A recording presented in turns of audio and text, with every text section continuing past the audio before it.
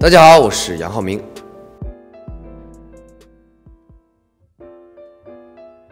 第一次参加的时候，可能想的没有那么多，然后懂得也不是很多。但是这一次呢，其实刚进组的时候，其实就准备了很多东西。然后在组里的心情呢，也有不一样的变化，就是对舞台上就更专注于作品了，就更希望能表达的东西，更希望观众能多理解一些。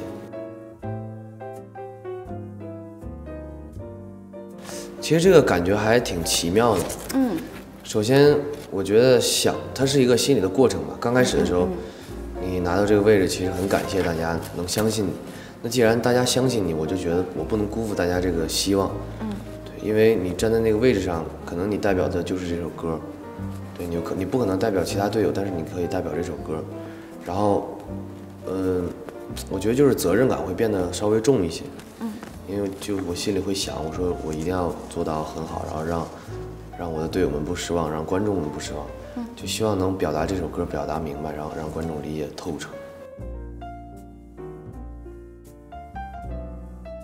有就是 We Up 让我记忆还挺深的。可以就是描述一下你准备它跟大家一起准备的时候的一个可以啊经历啊。但是这样，我为什么就觉得是记得很深的，是因为其实最后表演的人是7个人嘛，但是在我心中永远都是12个人。我觉得就是我希望每一个人都可以登上这个舞台来表演这首歌，但是你要符合当下该有的规则制定。所以让我记忆比较深嘛，就是还蛮舍不得大家。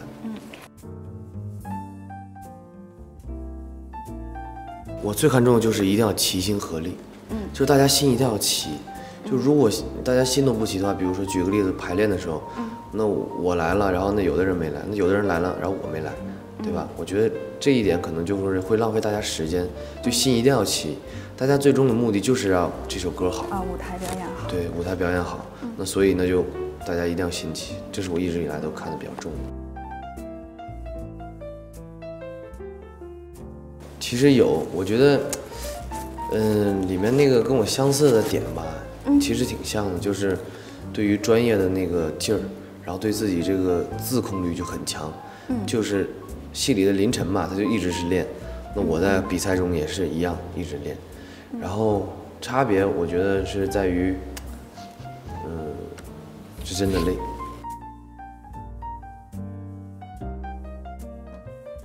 有就会经常跟那个室友聊天啊，然后思远啊、俊豪。我们经常聊天，然后关系都很好，就室友嘛。然后比如说你很累的时候，回到寝室的时候，张思远有时候还会把房间给你打扫好。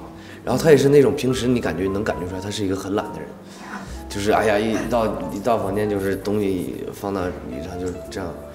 然后有时候会凌乱，因为男生嘛，再加上累，有的时候就会顾不得收拾。然后我记得主题曲的时候印象很深，然后我当时很累，真的超级累。然后回到寝室一打开门，哇，干干净净，就是他会时不时给你做一些这种小暖暖的举动。然后俊豪也是，俊豪有的时候在寝室里就会带一个很可爱的小发揪，然后把自己头发都盘上去，因为他头发很长，然后开始弹着吉他，然后给你在这 free， 然后其实感觉都很好。我跟俊豪就完全就是俊豪在那儿弹，然后我突然就哇，这个旋律像弹到我心里的一样，然后就突然我就想了一段词，我就写下来了。然后我说俊豪你再弹一遍，然后我就唱，然后我这一唱，然后他也来感觉了，我们俩就越唱越来感觉，越来越有感觉，就这样。然后思远也跟着我们唱，然后最开始俊豪还教我跟思远弹吉他，然后我们把其他寝室的吉他借过来，我跟思远天天在那抠，就各种各样的。就互相学习。那可以讲一下，就是这个歌词是描述什么的吗？就是当下的心境嘛，就全都是幻想。但是对，就很有意思，就是你幻想的东西，它不一定是真的，但是你幻想出来的东西，你就希望它能很有画面感。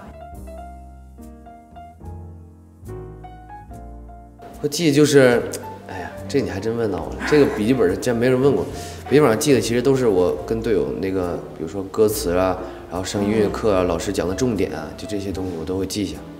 会记一些什么时间安排呀？会啊，比如说。明天几点上课啊？这些我可能就是看着通告单给它抄下来，抄下来之后回寝室，然后洗漱完再看一眼，因为会忘。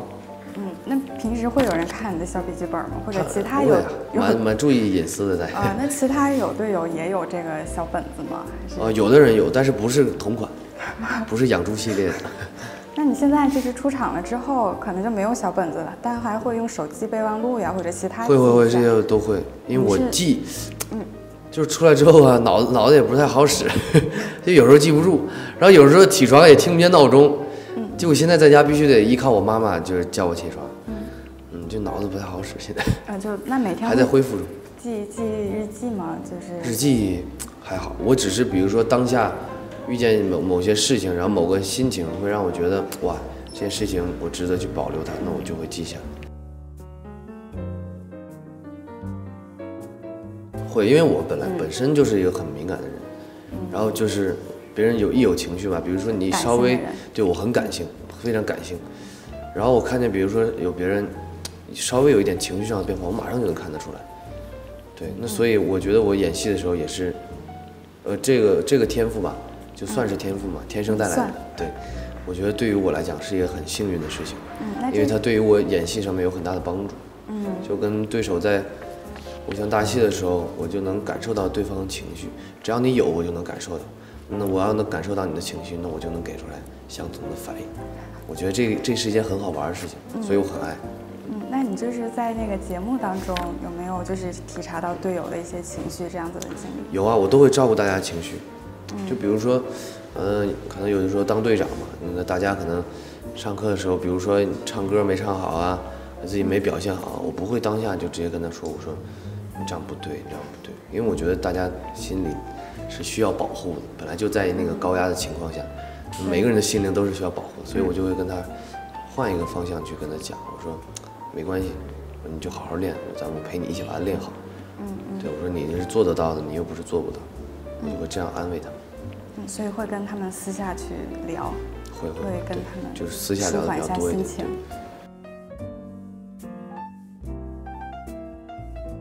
其实我不是凡尔赛，也不是夸自己，就是我演的每一个角色我都很喜欢。然后我觉得都很贴近自己。因为有的也是坏蛋的，我也不能说贴近自己，就反正就是我只要进组那一刻，我只要读完这个剧本就研究它，研究完之后，那从我会感觉我慢慢的哇，我就变成他了，而且我自己不知不觉，我不知道，我只有出场了，我只有那个出了剧组出场了嘛，我只有离开了剧组之后，哎，我这段时间我才能感觉哇，我怎么跟以前不一样了。然后这才发现哇，那几个月拍戏的时候，我走进这个人物，所以我演这几个人物的时候，我没感觉我在演，会，人物小传，对人物小传这些肯定要写。然后我觉得，熟读剧本是一件很重要的事情，因为剧本其实有很多细节你是不能错过的。就你只要剧本里你写的字，不管什么字，我全都一遍不差给记下来。然后还有一个重要的点就是，因为拍戏的时候不是第一集、第二集这样拍，那有的时候可能你今天拍第7集，那明天一下就回到第1集了，那你情绪的连接这些你都要记下来。所以我在剧本上每个地方，我说这个地方要连接哪个地方的情绪，我都会标记。我觉得没有人天生是坏人。所以，他坏一定是有他的原因。那我觉得我想把他从好变坏这个过程演出来，让大家能知道他为什么变坏。我觉得这个原因是比较吸引我，因为我看到的有的片子，我只觉得他坏，我没觉得他为什么会变坏，然后我就会想这个点，我说他为什么会变坏呢？肯定有原因吧？那我就会琢磨。就小时候看戏就会，因为我从小就是一个想的比较多的人。那你在处理这个反派角色的时候，觉得他有什么比较难的地方吗？没有，我觉得挺开心的，我很爽。而且里面有很多小细节，全都是我自己设计的。你举个例子。有一个掏枪对着那个男主叫什么来？我知道他本名，那个角色我忘了，在里面叫啥我忘了。然后就对着他，然后就开枪对着某某人。然后后来我要走的时候我没开枪，然后这样瞄了他一下，就很多小的细节，其实都是我自己想的。我比较写实一点的电影，就很真实。如果你现在跟我讲让我去一个农村，不化妆或者头发弄乱七八糟，这样就拍一些这种很写实的东西，就这一类的也会很吸引人。就很想而且是我去体验很想尝试的，就到现在确实没这个机会。那有什么就是想挑战什么样子的角色吗？我跟你说的那样的角色就是我想挑战。生活就是我觉得平时要多观察嘛，要学会观察。但是我还没有刻意的去观察，因为我天生就是这样的。就是你觉得自己是内向还是外向？都有一点吧。我可能有点神经病，没有，就是我就是觉得观察，然后一定要热爱自己的生活。比如说没事跟朋友可以吃吃饭，陪爸妈吃吃饭，然后在家看看电影，要把自己生活丰富起来，这样跟工作才能产生明显的对比。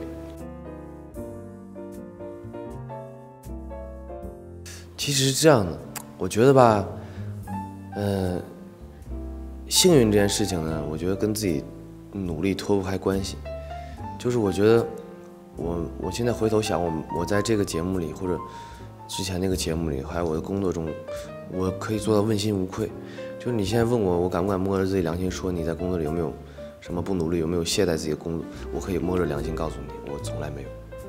所以我觉得努力的人他就是幸运的。然后我觉得，然后我很感谢就是这一路以来收获的这些果实，然后还有现在写下来这些成绩。但我觉得如果真的是幸运的人，我也不希望靠着幸运成功。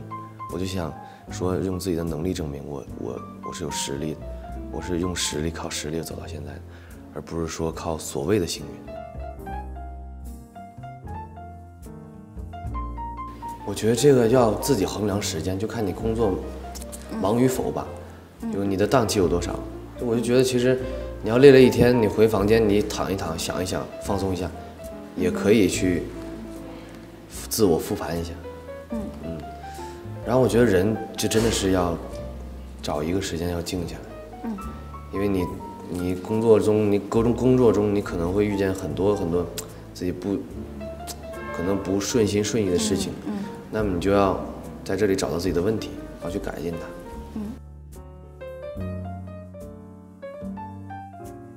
有啊，因为我刚出场嘛，你其实就跟朋友生活就完全不一样了。对，然后就一瞬间就是感觉一瞬间就一巴掌给你拍回到了现实中。我看见高楼大厦，我就觉得哇，高楼大厦是这个样子，好久没见到了，就感觉很陌生。然后出来那种新鲜感嘛，就想多跟朋友去一起约饭啊，跟厂里的朋友，因为都很舍不得，没有好好说一声再见，然后就很想每天都跟他们一起吃饭，一起共处。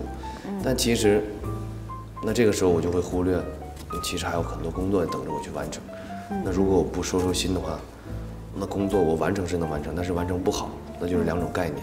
但是我还是想把它完成好。然后那天我就问了一下自己，我说：“哎呀，浩明不行，你要回到你该有的状态。”工作和生活当中来。